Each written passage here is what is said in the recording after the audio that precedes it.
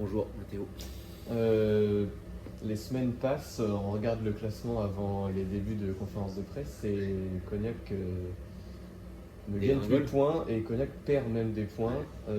Il y en avait deux par rapport à l'adversité la semaine dernière Ouais. liées à des questions de budget et cette semaine 6 points Supplémentaire. Ouais. supplémentaires liés à la conformité, centre d'entraînement, école de rugby. C'est ça.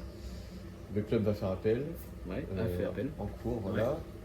Comment c'est vécu dans l'équipe, dans quel est l'état d'esprit depuis quelques jours? Ouais, ça plombe un peu, ouais. Ça plombe un peu et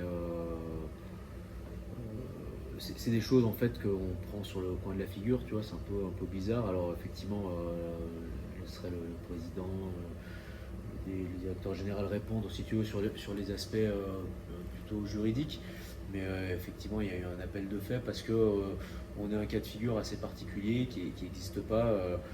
Souvent, les clubs qui perdent leur droit à la formation sont des clubs qui mettent la clé sous la porte, ce qui n'est pas notre cas en fait. On a perdu le droit, le club a perdu le droit à la formation l'an dernier puisque n'a pas eu grand chose de fait là-dessus. Ils ont abandonné le droit à la formation mais le club existe toujours. Donc les règlements nous autorisent 2 ans pour nous mettre en conformité. Nous, on sera en conformité dès cette année. Donc voilà, c'est une cause qui est plaidable et nous, voilà, on a bon espoir de récupérer ces points. Au-delà de ça, aujourd'hui, ça nous met dans une situation de relégable. Alors que avant on est parti en vacances, on était dans une situation de qualifié, quoi. Donc bon, c'est un peu lourd, un peu dur à encaisser. Donc ça, c'est plus de notre ressort en fait. Mais c'est dur quand même parce que c'est dans la tête des joueurs, tu vois, ils le voient le classement et puis que ce soit c'est méchant ou pas, mais tu reçois plein de petits messages et les joueurs également en fait. Voilà, d'adversaires, de potes qui sont dans des équipes adverses, qui étaient derrière toi au classement et ouais, qui te disent bon c'est bien, on n'a pas gagné de match, mais on vous a dépassé par contre, quoi. Donc c'est un peu les glands. Donc voilà, écoute, je peux pas te dire comment le groupe va réagir, très sincèrement, parce que encore une fois, nous on a peu de vécu commun, on a 6 mois de vie ensemble, quoi. J'ai l'impression qu'on a un groupe plutôt uni, solidaire, qui savait en venant à Cognac qu'on se lançait dans une aventure qui n'était pas c'était pas une autoroute bien bitumée, quoi. Qu'on allait qu'on allait avoir des nids de poules un peu sur le parcours. Donc j'ai l'impression qu'on a un groupe un peu tout terrain qui est capable de passer au-dessus de ça. Voilà. Et si on arrive à faire abstraction de ça, sur les qualités de notre groupe, on s'en sortira. Donc voilà, mais c'est de l'énergie passée pour expliquer les choses et dédramatiser les choses et on a besoin de toute notre énergie actuellement sur le terrain, quoi. Et Pas si en on, dehors. si on raccroche ça au plan sportif, ça arrive en plus dans une période Ouais, hyper difficile, 4 défaites de suite. qui est pour ouais. Alors les 4 défaites de suite, ouais c'est chiant. T'as raison, c'est chiant. Perdre à Niort, pour moi c'est pas une honte, quoi. Tu vois, c'est une équipe qui sera dans les 3 premiers. Je sais pas, c'est pas tellement ça qui m'embête, c'est voilà, c'est comment on le perd en fait. C'est-à-dire qu'ils viennent 4 fois dans le camp, ils marquent 4 essais et terminé. En termes purement de match de rugby, c'est le premier match où l'équipe adverse ne nous a pas franchi une seule fois. C'est-à-dire qu'elle est rentrée dans notre camp sur des fautes qu'on faisait dans cet entre-deux-jeux, pénalité, ballon porté, essai. Donc c'est un peu les glandes. Donc je ne te cache pas que c'est un peu fumé dans la semaine, notamment sur le groupe de joueurs concernés sur ces ballons portés. Voilà, donc effectivement on n'a pas besoin plus d'éléments extérieurs qui viennent nous plomber par-dessus, quoi. Si on parle du score, c'est la plus lourde défaite de la saison, Ouais. mais comme tu dis, donc il y a quand même des circonstances. Enfin, Niort Ouais. vient très peu chez vous. On arrive quand même à retirer du positif. Ouais, ouais, complètement. Tu vois, par exemple, les 7 premières minutes du match, elles se jouent dans les 22 mètres de Niort. Alors, ça valide un état d'esprit, la volonté de gagner la guerre de l'occupation, d'étouffer l'adversaire, de le garder chez lui. Mais par contre, ça pose problème sur notre capacité à marquer. On a 2 situations de marque très vite dans le match et on les met pas au fond, quoi. Donc voilà, c'est dommage, on aurait pu démarrer différemment ce match. Et après, derrière, encore une fois, on a lâché un peu vite, notamment sur les ballons portés. On a pris 4 ballons portés en fait. C'est-à-dire qu'on prend que des essais à 0 passe. 5 essais à 0 passe. Une interception, donc 0 passe. 4 ballons portés, 0 passe. Donc, bon voilà, il y a la remise en question là-dessus. Donc le score est lourd, c'est le score le plus lourd. Et paradoxalement, c'est peut-être le match, en tout cas stratégiquement et défensivement, le plus abouti, quoi. On va mettre les choses, dans l'ordre, quoi, de toute façon. Donc voilà, mais c'est vrai que les joueurs étaient. Ça plombe le score, tu vois. Cette interception, elle te fait du mal en fait, c'est trop lourd. C'est un sprint de 60 mètres, quoi, tu vois.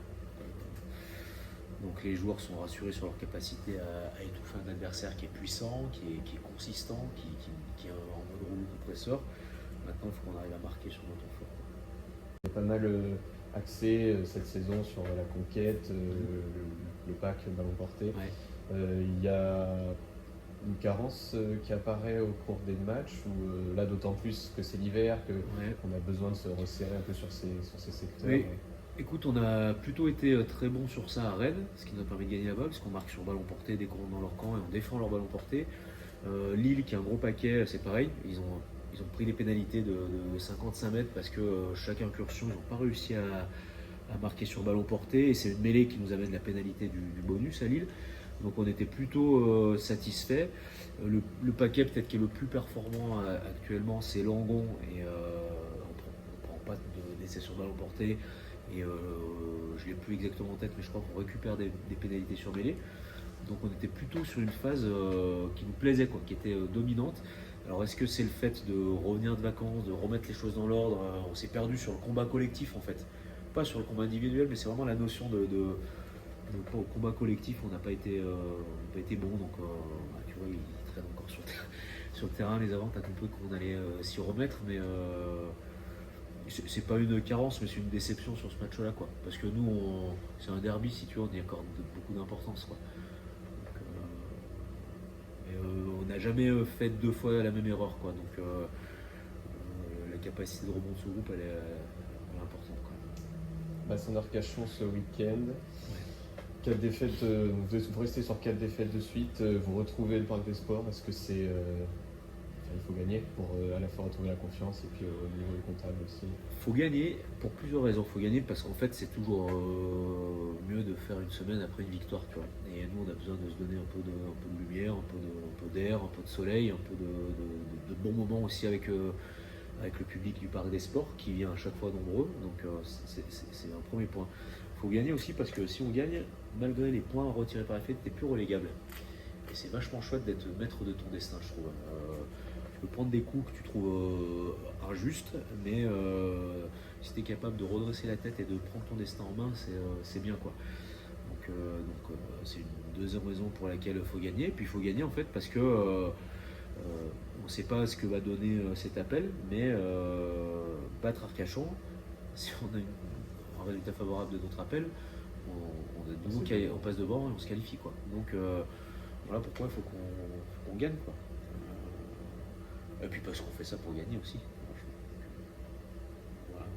Malgré tout, dès la semaine dernière, tu pointais du doigt ces petits errements à domicile, les matchs que vous laissez filer. 81e. Voilà, alors que vous surdominez la plupart du temps. Il y a un déclic à trouver aussi à la maison, peut-être. Ouais, on est Bétassou, tu vois. Je reprends le match de Marmande. Il peut peut-être y avoir 35 points à la mi-temps. Sauf que sur ta dernière séquence, tu en fais un peu trop et tu te fais intercepter et c'est toi qui le prends et tu le remets dans le match. Mais malgré ça, tu reviens, tu es devant et ta dernière action, tu te déconnectes. Et c'est 2 matchs au-delà du temps additionnel quand même. Tu vois, donc c'est-à-dire d'une, qu'on ne s'est pas suffisamment mis à l'abri plus tôt dans le match et de 2, qu'on s'arrête de jouer au chrono. Et en fait, c'est pas au chrono, c'est au sifflet, quoi. Donc il faut qu'on règle ça parce que c'est quand même 6 points. Ça nous placerait plutôt bien. Voilà, par contre, il faut qu'on garde cet enthousiasme offensif, cette volonté de produire du jeu, qui fait que j'ai l'impression, en tout cas, qu'à domicile, on régale les gens en tribune parce qu'il y a beaucoup d'essais marqués, parce que c'est plutôt un jeu aéré voilà, avec du ballon qui se déplace beaucoup, avec des joueurs qui sont constamment dans l'avancée. Donc voilà, faut pas se renier non plus, quoi, mais être un peu plus gestionnaire, quoi.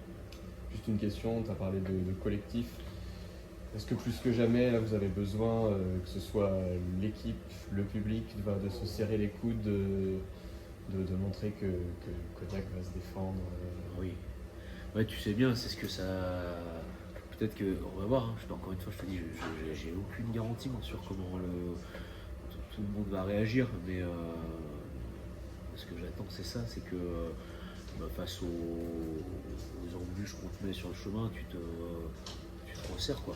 Tu vois, moi, j'ai l'impression qu'il y a la bienveillance quand même dans les gens autour du club, tu vois, quelles que soient les strates du club, que ce soit de dirigeants, salariés, bénévoles, supporters, partenaires. Je vois.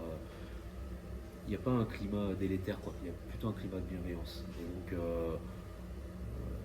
tout le monde sort un peu d'injustice, parce que tout le monde est conscient également des efforts faits par Jean-Charles Vicard, et tout le monde est conscient de tout ce qui est mis en place. Donc, ouais, c'est une union sacrée, ouais.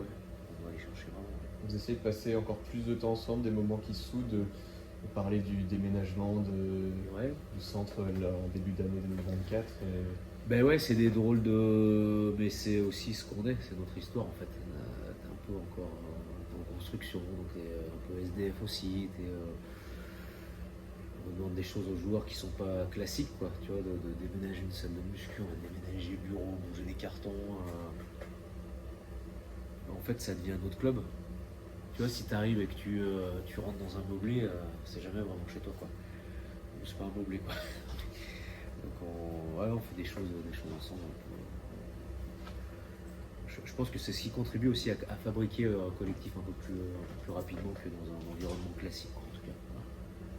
Dernier point juste sur les blessés, est-ce qu'il y a eu de la casse à mort?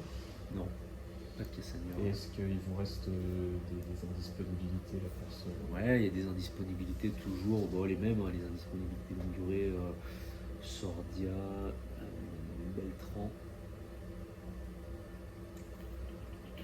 J'essaie de descendre par ligne. Troisième ligne, Basson. Et ensuite, derrière, on doit avoir quasiment Lucas Grimaud. C'est longue durée. Et je ne pense pas que j'en oublie. Parfait. Je réfléchis en haut. Non, et après, Eneri l'Ottawa qui est suspendu. Oui. Voilà. Et il reste deux matchs de suspension. Trois après marque. Ouais. Good. Merci Adrien.